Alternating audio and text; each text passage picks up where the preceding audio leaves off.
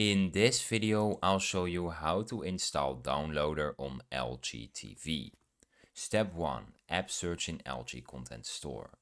LG TVs run WebOS, which means the Downloader app is not natively available. So searching for the app in the LG Content Store will not work. Step 2. Use the web browser or file manager. Try to access the built-in web browser for downloads. You can also use available file manager or media apps to transfer files via USB. Step 3. Sideload apps.